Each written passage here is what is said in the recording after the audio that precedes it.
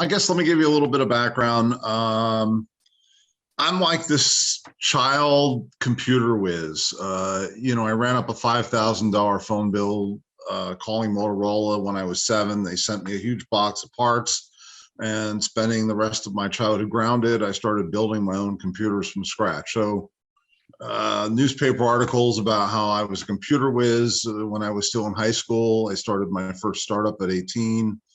Eventually came out to California and decided I should go to some sort of college and hit Foothill College, and ended up that weekend getting an invite from a professor at Stanford to come down, and they hired me as a life science research associate with the intent to get a PhD.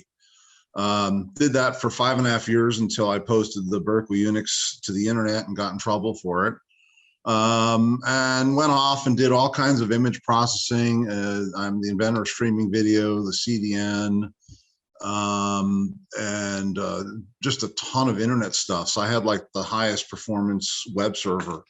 So in the course of helping people with websites, I ended up with stock in probably 100 little web startups. And then I did a number of various things. Anybots is probably the biggest robotic startup that people might have heard of. There was some videos that went viral of our telepresence robots going down sidewalks.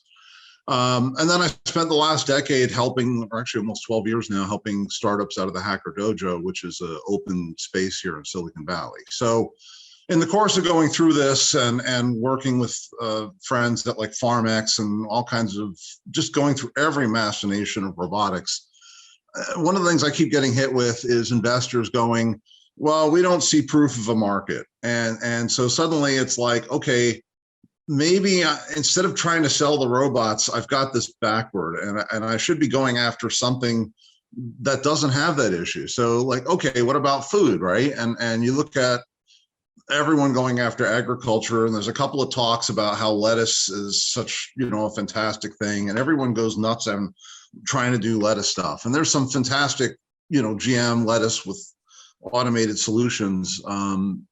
It just doesn't make sense for robotics. But as a roboticist, I'm looking at all of the different stuff, and the one thing that keeps coming up is Saffron, which is the number 3 agricultural most profitable thing, and it's not number 1 because of the ginormous labor costs. And as a robotics guy, I'm like, well, wait a minute, that actually kind of looks like a perfect solution. And there's a couple of problems with Saffron.